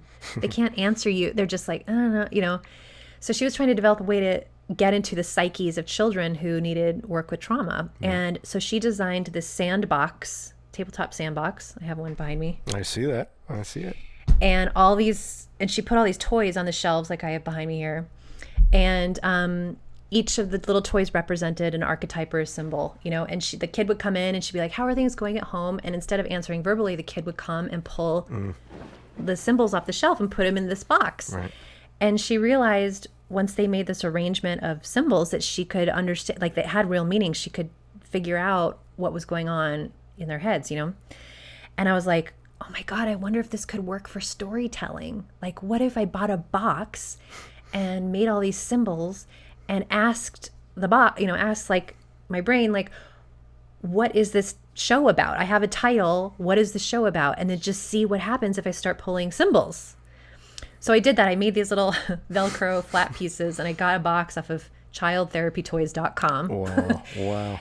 And I put it all together, and I put on some music because the music was like very soothing. So I was sort of in a place of calm, and it was a love state. Really, that love state that I was looking for was not fearful. It was actually like really welcoming and warm. And it was a physical activity. So I was like, okay, I have my body, I have my heart, my mind is relaxed because I'm just noticing what I'm pulling. I'm not trying to generate anything, And then I had this inspiration connection. So all 4 of those quadrants were checked in this activity. And I wish someone else was there to describe what happened. It was a miracle what happened. I turned on the music, I pushed play, and I was like, okay, what is How to Write a Psychopath about? And within probably 45 minutes, I had downloaded probably, I would say 60 different symbols, and they were all like, the first thing I saw was an angel of death. And I was like, oh yeah, psychopath is like, because I was like, oh, I think it's a female psychopath. And yeah, she's an angel of death. She's a destroyer. And then what I started to see was like, oh, each one of her wings, she had 4 wings, was a different theme. Like over here was like sexual perversity, and over here was like power and control, and over here was like complete freedom because you don't have any moral boundaries. And then in each wing, there were stories and like different ways that they all wed to each other. And she had a halo, but the halo was a mirror. And I was like, oh, right, because she's a narcissist. She's just like looking at herself everywhere she goes, you know? So it was like really revelatory and specific, very specific. Right. And felt like, you know, usually when I had sat there with a blank page, it just felt arbitrary. It felt like, well, I could type anything, but why is anything connected to anything? And, you know, I didn't know why I was choosing the things that I was choosing. It was just like, I guess, but there's no arbiter of correctness to tell you that that's the thing. And now that I work this way, what I really, really, really understand, and I coach others to think this way as well, is that there is only one story. There's just one story that is talking to me through that title.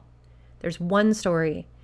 And it's not a million stories. It's not, you know, that one story could have different variations, but all those variations are going to be, you know, a weaker version of the one that's going to be it. Right. That's going to be like the perfect, you know, the one that has the most integrity for what that story is trying to say.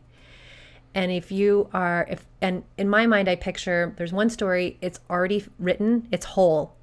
And it's just my job to have enough fortitude and clarity to hold myself as a vessel while it comes through. That's the writer's only job in my mind. And that's actually a big job. Yeah. Because it means you have to clear your, you know, all the stuff that's in the way. Like sometimes maybe the story is about something that you're uncomfortable talking about in public. Maybe it's about, you know, maybe it's about a part that's more evolved than you are, and you have to evolve yourself in order to understand what that story is. That happens a lot. So, but it's such a comfort to think like, oh, I'm not inventing anything. I'm listening to something that is brilliant already. And it's coming through in this way. And it's so electrifying because you can feel when it's good. You're like, oh, that's it, because it lights you on fire. And that fire is actually the fire of inspiration. And it's not only the thing that makes you want to write something, but it's also the thing that people feel when they watch the story. Right, of course. Like that fire is the exact thing that would make someone pass that viral video on. You know, it's the same spark. And so if you're writing with the spark, you'll get the receiving end of the spark every time. I've never seen that not work. And I'll tell you, I think it's not just it's any artist, obviously. It's not just the writer who's the vessel. And this has been a recurring theme in a lot of the podcasts I've done with other artists about, and it's always been my belief, I didn't develop a technique as specific as you where I can allow, but I have naturally sort of, that's my bent, is to allow things rather than to try and control the situation. I'm much more organic, and we've gone back and forth on a few podcasts about, you know, levels of control and art versus craft, and how much craft and how much art, and you know, and I think that was the most specific and articulate way to describe, what the artist does. You know, that they're a vessel for this something else, this completed piece of story, this completed work that's just looking to find its way into manifest into a physical space where other people can then share it and feel the same thing. And our job is to be open enough to do that. And I wonder at that point, because like I've always said, I think, you know, art is the poetry, craft is the poem. That's my sort of metaphor for it. So at what point, when the poetry is coming through you and now you're crafting, now you've used your images and your archetypal figures and the SandPlay and the whole thing to get this thing to talk to you, now you start to get to the craft of, you know, putting it in a physical space, on letters, on a page.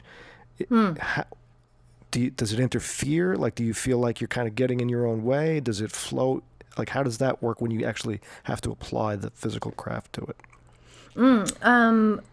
It was really cool how it happened, actually. So what I did in that first I had that same question. I was like, all right, this is all fun and all, but how are we going to get like actual scenes that we can sell? Right. um, and so what happened was this is very magical, but I took pictures. So I ended up doing like 10 or 15 different sand plays around that one show, right? Each time it would come back with a different question. I'd be like, okay, tell me who the characters are, and then I push play and then it would be like, oh my God. And each sample, I took pictures of every single object in there. So by the end of it, I had like 40 pages of notes that were really revelations. There wasn't anything, there was no junk. There wasn't like maybe it's this or maybe it's this. It was always like, it's this. Right. And I got all these pictures printed up. There was probably like 200 pictures.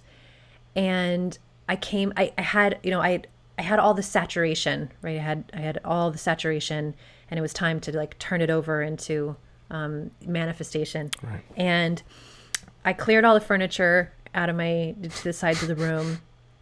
I put on that music again. I was like, oh, so kind of like relaxed. And I was like, okay, now the floor is my sandbox. So, and now my question is, how does this fit into a narrative?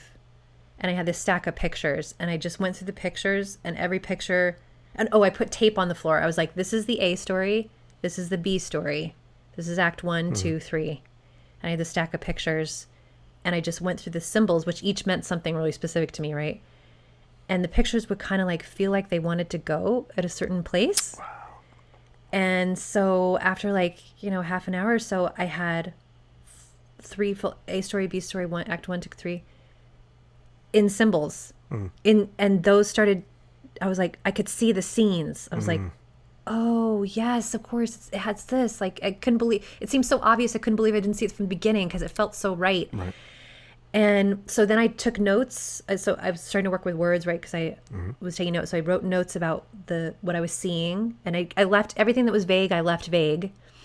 And after I wrote those down, I started to notice. I followed that flame of excitement, and I was like, "What scene seems so exciting to write right now?" And there was like one, and so I started to just kind of write the outline of it. And then if I had a question of it, I would go back to the sandbox. I would be like, what's this character's point of view exactly? And it would give me a symbol for that. And it was like, oh my God. So it became this like, it's very rich, I just got these instant answers, and I could go back and forth from the symbols to the words. Well, you're glossing over it a little bit. And I want to get into, while we have some time left, about how you teach this to people and what you're seeing when you see other people do it. But what you're glossing over is this takes a tremendous facility for intuition, to not just intuition, we all have it, but to listen to it, because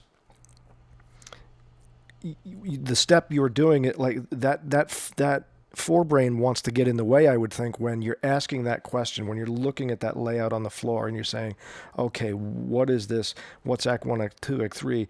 And you said the picture kind of wanted to go a certain place. You don't allow judgment. You let it go there. That's a very, very strong and powerful thing to do. And I would think that must be the toughest thing for students of it, is that when you get that, you ask that question, you get that feeling, even from the very top of it, where you're just picking archetypal toys or pictures out,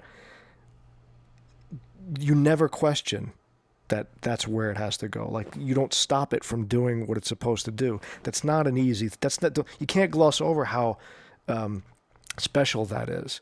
And I wonder, can people other than you, do you find them doing that? Can they do that as well? Oh yeah. It's funny. Everybody worries about that when they come into my studio. So I give these sessions where people can come to a SandPlay session, and I kind of guide them in the process. And hands down, especially the people who end up being really good at it are very worried about that. They're like, how do I know I'm attracted to that symbol? And what if I don't know what it means? And, what if it doesn't work? What if I'm the person it doesn't work for? That's what everybody thinks that when they come in here. But the difference is being inside the magic and being outside the magic. Oh, I'm going to put that on a t-shirt. No, it's like, I guess that's the meaning of life, right? Are you in the magic or yeah? It's almost like being high, like if you're on a drug. If you're not on that drug, you're like I don't understand why these people are thinking this is so deep and has this whole experience, right? But if you're on the drug, you're like, oh, I can see it. You know, it's not. I mean, I'm not. I don't mean to like Right. use drugs as a metaphor. It's okay. Drugs are fine. There's like a, when I say inside the magic, I mean, I'm telling you that music is so important, and the tactual experience of picking up these objects is so important. Like it's a subtle field magic. Magic is a subtle field. Right. It's not blunt force. Right. But when you're in it, it changes everything. And the reason it's not hard when you're in the magic to follow your intuition is because it's so alluring and exciting. And when you pick up something, there's an enchantment to it, and you're like, I think this is something, and I'm in love with it. You're in a love state. You know, I'm so glad you said that, because like I said, this theme has come up, and what I've been trying to get across is that in the trust of that, like trusting, letting go of this sort of hanging on to, I created this, I'm controlling, that there is this gift that you get back, and you're validating that for me, that immediately there is something that you're like, oh, yeah, you know? Yeah. And I had a really good therapist say once, we go at the speed of trust. And there's no, it's really important to not force people to believe something that they don't feel comfortable with.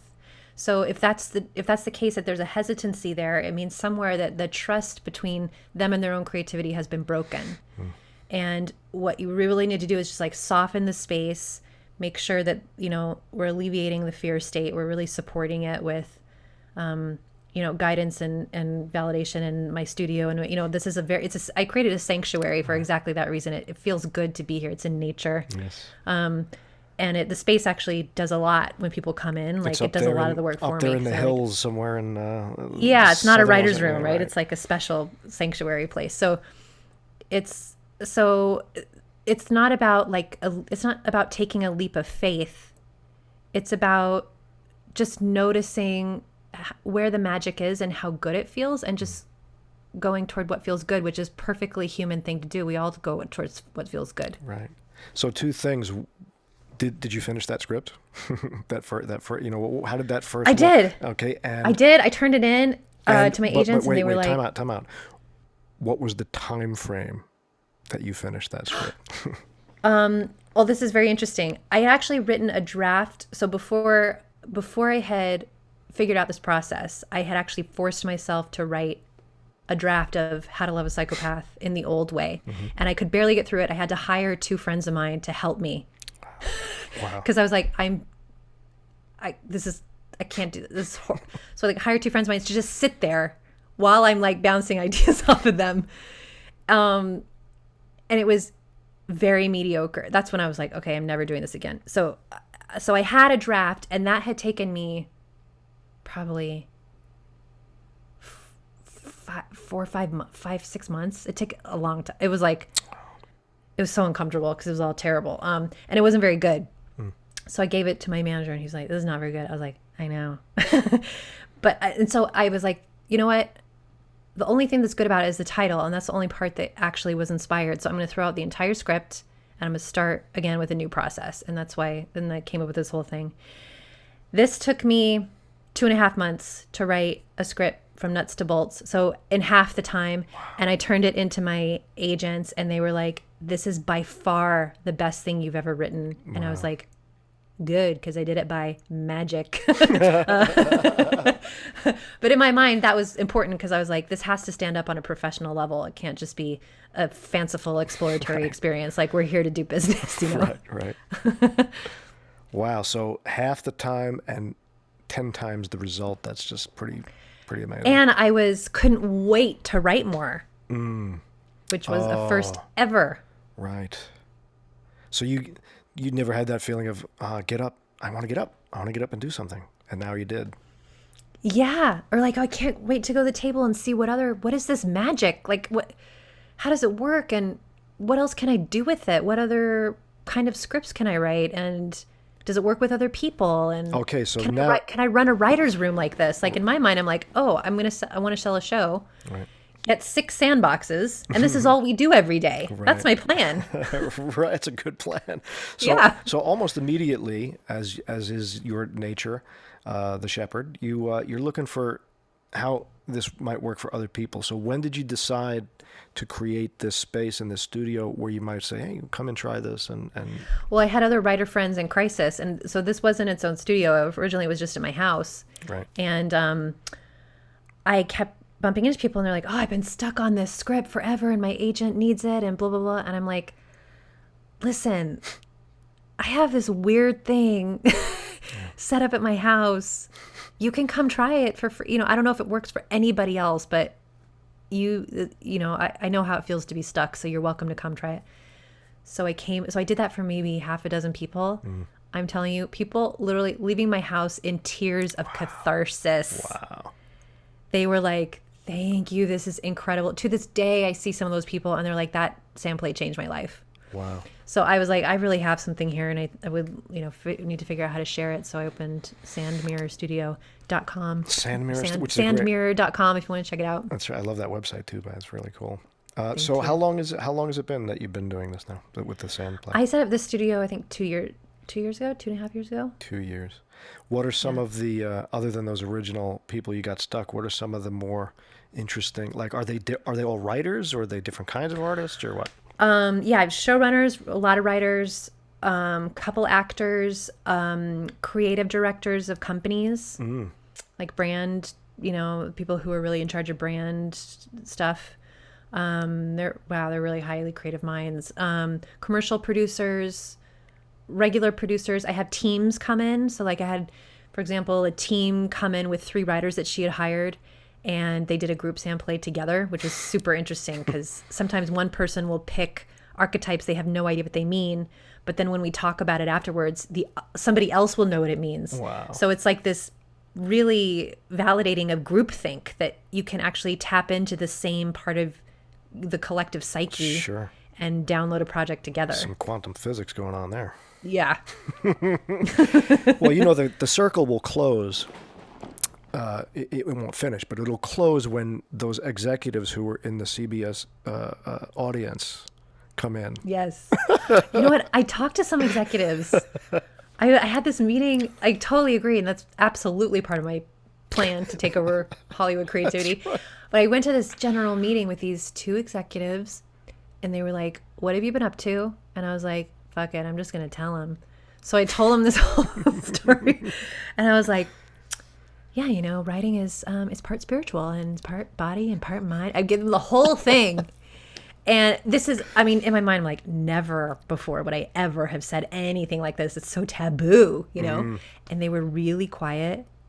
And I said, if you buy my show, my plan is the first thing I would do is bring you guys in to do a SandPlay about why you bought this show. And whatever came through, we would incorporate that in the story. And this way you would become part of the creative web and not just the bad cops giving us notes. Wow. And it would completely change the dynamic between executives and creatives. And they were really quiet, and without even looking at each other, like their jaws were like slack, right? Like drew, like, and one of them was like, we want to work with you. It was like I cast a spell saying the thing that they most needed to hear, but didn't even know they needed to hear it. And here was somebody. I just saw that in a South Park visual somehow. I just saw that scene. Yeah. So I was very encouraged by that, because I was like, this is possible. It's really possible to change this whole. No one likes the dynamic. Not even the executives like it. Right. So I'm excited to see where it'll go. Yeah, I think what you're doing is, I got to see the studio, I guess, pretty close to the beginning. I was out there in 2018, fall of 2018, around this time, a couple of years ago. So I saw when it was put together like that. Yeah, you took the pictures that I use for some promotion. Of them. Yeah, it's great. And just, it's a fascinating, I didn't get a chance to do it, so I'm hoping at one point I'll get the chance to do that. But next time I get out there, but it's just, the idea of it blows my mind, because it like I said, it articulates something that I can't articulate, that I feel, and it's like a specific pathway to doing it the right way. I'm so glad. Very cool. Glad it feels that way. It's very, very cool. So I learned something. I'll just say this to wrap this part up, but The most interesting thing that I learned from the Carl Jung's work is that the part of our brain that has to do with inspiration is nonverbal. It does not use language. And so when we're brainstorming ideas or we're in front of a blank page trying to put language on an idea, it actually, there's a short circuit because you're using the verbal part of your brain to try to express something that is still in a nonverbal state. And that's what creates writer's block a lot of times. It's like, it's like there's not enough. There's a bridge process where it goes from nonverbal to verbal, and if we force it into verbal, it doesn't work. And the SandPlay is a bridge. It goes into your nonverbal, and then you start to talk about it and put words into it. The left part of your brain, the verbal part, is like, oh, I understand the archetype, and now I can speak about it. Wow. Yeah, you're creating bandwidth between those two hemispheres. Yeah, That's yeah. pretty neat. That's very neat. Wow. So what is creatively turning you on now? Like, what's what are you working on something now? Are there themes and stories you personally want to explore? Are you really just socked into shepherding people with the SandPlay? No. Well, I had actually the opposite problem. Before I did it this way, I would like beg for one idea that felt inspired to go forward for, right? And now that I have this method that is pure creativity on call at any time, I actually have 5 ideas that have been talking to me. Like, I have too many ideas. Like, I open the floodgates and I'm like, oh God. So I've pared it down, but I have the 2 big ideas I'm working on now. I've been working on for 3 years. They're epic projects. One is a 10-episode virtual reality show, and one is a novel. So those are what I'm working on, and they've been a novel. Now that's a whole other that's a different kind of writing altogether. Have you ever done that before? Any like a dramatic narrative novel or a biography? It's based on a true story. I'm calling it a true story told through magic. So to me, it feels completely true. But if you're not a magic believer, it may feel fictional. But it's a story of how I fell in love with my mother, and she went into a coma and then came out of it. Oh right, and there was a lot you of. And I talked about this. This is amazing. Yeah, and it was when I felt that I was sort of able to study how a miracle works, because there was no one could believe that she lived and fully recovered quickly. Even the doctors were like, we don't, this doesn't happen. We don't know what this is. So I started to be very interested in what a miracle is and how that works, like how to work with life energy to such an extreme where you could change a reality, where you could pull life out of death. And then in the process, she and I became very, very close. So do you start with a title on that one? It's called The Deepening. The Deepening. I like it. Yeah. I like that. I like that a lot. That's very cool. Good. Yeah, that's very cool. Yeah. Do you ever read Richard Bach's work? Jonathan Livingston Seagull and One. Oh, yeah. No, I haven't. Yeah. If I remember it, because I read it when I was young, it's that kind of a thing. It's his life story and life lessons, but it's magical story. Magic, sort of like that quantum physical kind of idea of changing reality. But it'd be interesting to see what you thought of that. Oh, yeah. All right, so a novel and a 10-episode show? It's a show, but it's for virtual reality, so you have to get the cool headset to watch it. I know. Believe me, as I said, I feel like a story is talking to me, and so you're sort of beholden to what that story wants, right? Yeah. And so, at the very beginning, I'm like, well, I'm a TV writer, so of course we'll write a show, we're writing a TV show. And then it became obvious that it was really pushing the envelope in a lot of ways, this show. And it was like, no, Kate, I'm not a TV show.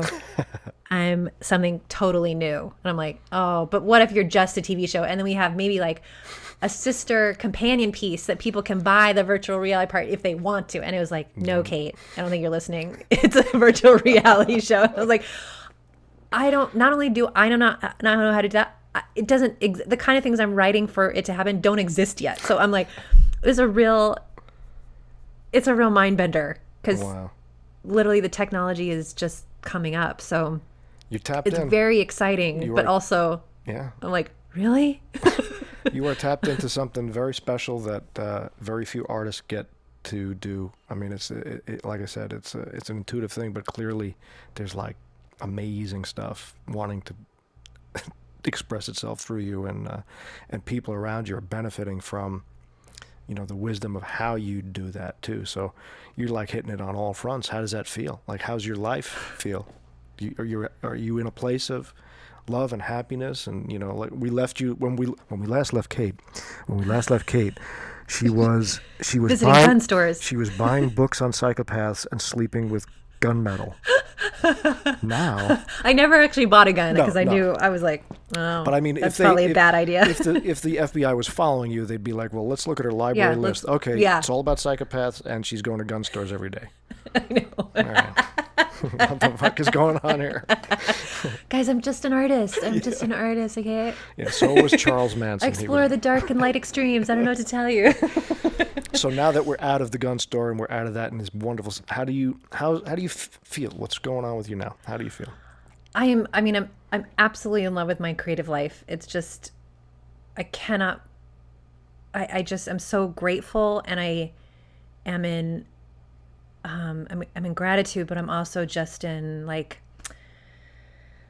awe is not quite the right word, because it's also satisfying. Like it can, when you're in awe, you're like, you can't believe it, but I really believe it. I'm like, I believe it, and it's here, and it feels so good. Just the idea that that I'm never going to be stuck is Right. like, I mean, maybe it'll take a long time to clear some stuff that I need, but I never feel like I'm in a dead end, So that's a huge gift. And then at the same time, I feel just like I'm just starting What a because I great feeling. just got my feet for how to do this new way. It's just been innovated, and then I'm sort of, so I guess I feel I'm evolving, but I feel that I'm where I want to be, which is like on the forefront of evolution. Right. I like it there. It's a really tenuous space, but I like it. Yeah. And it's So really feels only a good. few doors down from nude modeling in the East Village. If you think about it, it's just a couple blocks over. The nude modeling here, and then there's SandPlaying over there. It's Both were satisfying. That's Both were satisfying. absolutely. Well, Kate, this has been super fantastic. I am so. I always love talking to you because this is the kind of stuff we talk about, and it's great. I'm glad that I'll be able to get to share you with whoever's listening, whoever ends up watching. But I have a feeling that just attaching you to this, just with that little magic you got on you, I think I'm going to get a lot of benefit out of that for myself, and I'm glad everybody gets man. to see it. So I hope I can get out there soon, or you come back here soon, and I can try that stuff and work yeah. on it and Anytime. and that'd just be great to work together again at some point. That's not in a fake van doing fake surveillance of my fake wife. You never know if we, download a story together. We might it might be like the sequel. Oh yeah, exactly. I can't wait for that. So this has been great. Thank you so much. Thank you so much. And Thank you so much. And maybe we'll have you as a regular guest every now. We'll put you on, and you'll talk about what you're doing and Sure. plug anything you Sure. want to plug. Love that. Cool. Thank you, Kate. You're welcome.